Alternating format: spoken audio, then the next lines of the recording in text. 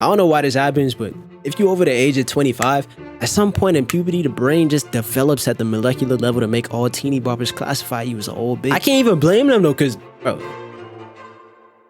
we all been there, bro. And I guess it don't change in anime, especially if your name is Geto or Gojo. Pop quiz. What's the one most understood rule of any and all anime with fades and scraps when it comes to old heads? Don't mess with them, right? Prime examples. Roshi. He will definitely do you. Hiruzen. He will definitely do you. Zeus. Why are you even trying, Zeus? You deserve to get dead. Now these teeny boppers in particular just don't care about that rule. These don't respect their elders, especially this demon, bro. If you got a singular strand of white hair on your head and Geto is within 6 meters of you, you can get the pension and retirement funds beat out you, bro. Honestly, we should have known about this from the end of the first episode because this one starts off with Q literally getting off screen, bro. Geto is chilling in the same room. He just beat down Cocoon and Cocoon is begging for his life. Nah, this gotta be strike one under the fire load allegations. He only like 30 something. What you do that for? What is that thing doing to him? Anyway, yes, Cocoon was begging for his life and Geto was over there pretending not to hear him. Seeing that Geto was being like this, Cocoon proceeds to glaze Bayer with the side of extra dick suck, talk about something. Bayer's the strongest soldier we got. And when he done with that super light skin down there, he coming up here to deal with you vicariously. What that is? What is that? And this your man's, right? Yeah, that's my man's, bro. What? What'd you say? I said yes, bro. Yes. That's and just like that, the entire Q organization shut down. I can't keep letting JJK get away with this. How you, like, well, how many times you decide to break my feeble ankles, bro? I knew one of these two groups was gonna be like Cheeks, but I didn't think it was gonna be Q. Now, Toji is what I like to call a betting man. He's the type of person to always find a way to possibly make a quick buck. Keep that in mind. He's at this boat race, right? And the religious group's middleman pulled up to check on the progress of the whole operation. Long story short, since the vessel was with Jujutsu High and Jujutsu High has a Gojo, he ended up going out to pay some thugs to wear him down because my boy knows that Satoru is kind of broken. So the guy gets up and on his way out, he asked Toji how his son was doing, right? You know what Toji said? Come here. He said that he doesn't have one of them. Toji is a true definition of a bet man because not only does he bet on races, but he also bet that Megami would do fine without a father in his life. I'm trying to tell y'all, gambling, addiction, and responsibility weaving is a devious combo, bro. Back over at the Star Plasma vessel, the first thing she sees when she finally wakes up is Gojo. You would expect her to tweak out just a little bit after seeing Gojo hold her after being knocked out, right? Again, I do not support his light skin actions. I'm just telling you how I see it, bro. She had to put a magnet in her right hand because that connection she made between her hand, Gojo's jaw was the sweetest contact I've seen in a minute, bro. How do you generate enough momentum from being lifted off the floor to make your body spin 360 degrees by slapping someone?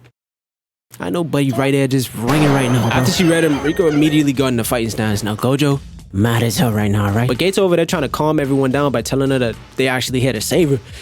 She ain't. She on that fraud. And the next thing you know, this lady comes out of the elevator just to see Riku getting twisted and stretched out. But that's not even the craziest thing about this scene. Why is she riding an ashy looking Flaffy meat can and never laid their eyes on it? Why is she petting it, bro? Anyway, Gojo was trying to be a little sentimental towards it with this whole assimilation thing, but Riku just thinks that he's a little bit ignorant. Weirdly enough, she is fully prepared to become one with this thing that's tucked away deep underground in a hot, moist, sweaty room with people watching them 24/7, which in fact deletes having to say whenever you want to do something as small as take a piss because you're about to be fused with a being that you don't even know looks like a human for the rest of eternity that will never see the day of light ever again. She cool with that. Gojo was on a phone call with someone at Jujutsu High because while she wanted to go back to school, he also wanted to take her back at Jujutsu High. Now the only thing is, he couldn't do this because Tengen's direct order was to let Riko do whatever she wants before the assimilation. Now, Gojo don't like this because there could be another attack that could possibly cause someone to get hurt. Someone being Riko and anyone around her. So Geto tells him why Tengen probably wants them to watch over her as she lives the last few days of her life as she wants to. It's because she's gonna spend the rest of eternity underground with a being in a hot, sweaty room. Gojo would ask Geto how she was doing at the school because he had sent out some cursed spirits to watch over her. As soon as he finished that sentence, he felt someone put their crusty hands on one of his curses. With that being said, they're already at the school. They all split up because Riko has music class right now, meaning she'll either be in the chapel or the music room. Gojo headed to the chapel, Kuroi went to the music room, and Geto went to see what was up with one of his curses. Oh no. Geto. Oh no. Hold on, did you know that Toji put the entire cuz checkup as a bounty on Riko's head? Dead or alive? Don't really matter now. We gotta talk about this because it's a setup for... That's who they was... Bro, you gonna see, bro. So middleman calls up Toji trying to figure out what the hell was going on with the money. But Toji's like, relax. They ain't even gonna get at that girl, bro. They got a Gojo with them. These goons basically working for free. But the middleman is still kind of worried though, because if these thugs do manage to get the girl, then the cult might just say that they could have put the bounty out from the start and just lower his pay. Then he finally asked that question. What question? Come here. He asked Toji if he could beat him. You know what Toji said? I hope so. Like I said, he's just a gambler. So they decide to leave the bounty up while Toji got up to get some tea. Bro, I literally only kept this scene in this script just so I could talk about this man canon event. But he bumps into Toji like he'd break the law, drops his food and tries to... Bro, why you try to press Toji about that? Oh my goodness. I have not seen someone commit such a bitching act like this in my life. Toji ain't even say a word. He just look at bro. This is bad, bro. It was so bad. I felt bad for the guy. Toji's a Braxton bully. My bad. My bad. I'm there talking on my screen like, bro, what you got to go ahead and do that for, dog? Toji, what? Like I said, Geto went to check on what happened to his curses. He walked straight into a Pokemon battle. This is old nigga. Now, old nigga already lived his life, you know? He's so seasoned to the point where he could tell if a person knows what he's doing in the scrap house. He also noticed that Geto didn't need to use a catalyst to summon Shikigami. Peep how much teeth he got in his mouth right now. Hey, you kind of figured out pretty quick, ain't it? I gotta be a perk that come with a little bit of age on you, right? Hey, young blood, let me tell you something. When you get to live this long, you have to pay to stay alive. And you have to worry about if you have optics on the pearly gate court. It's overrated. Say you in a Pokemon battle, right? Check me out. Just listen to me for a second. And your opponent pulls out a flying electric type. You have 2 seconds to tell me what you're using against that. You gotta be quick in your tips. That's all I'm trying to say. Old is a perfect example of what that will look like in real time because he figured out Geto might just be kind of bad in close quarters combat. So Geto attacks with Sark-Lack and old made himself look like he was devoured. But on some Uchiha type stuff, he jumped straight through a window behind Geto and attacks. Bro, old life literally flashed before his eyes.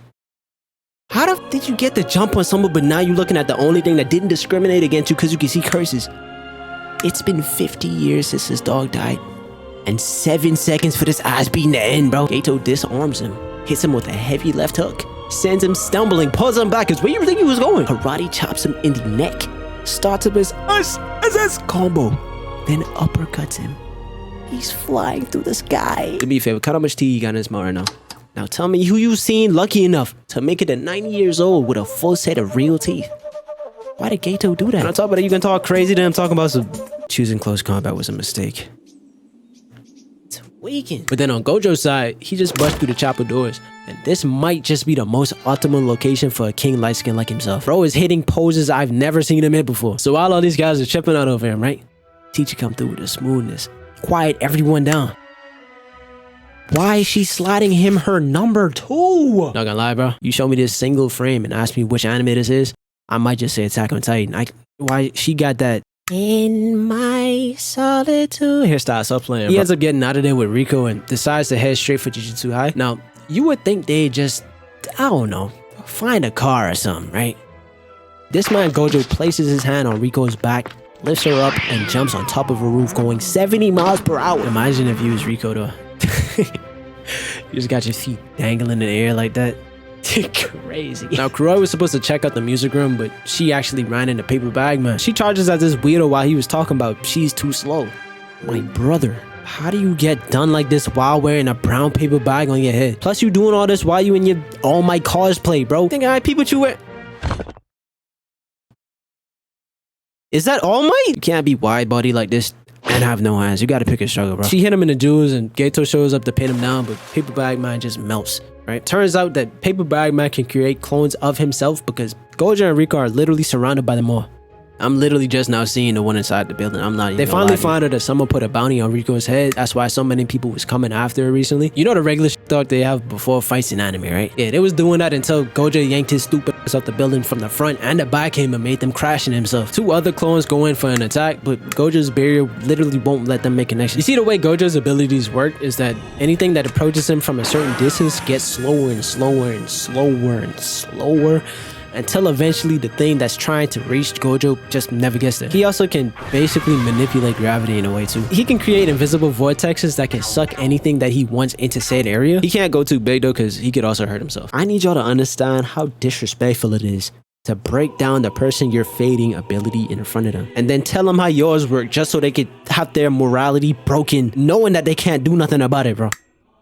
Maniacal, devious, evil behavior, bro. Paper bag man even starts running away, but of course Gojo already peeped where the real buddy was hiding this whole time and pulls himself to it. Imagine this, right? You tucked away in the confinement of a safe space, just watching all these heinous acts being committed, right? And you literally just get jump scared out of nowhere. He was about to use this reverse technique, but luckily it failed because if that hit you, my boy, you would have been reversed to dust, nigga. Gojo punches him instead, and Riko finds out that someone kidnapped Kuroi, which I don't really get because, hey, she was with Geto, right?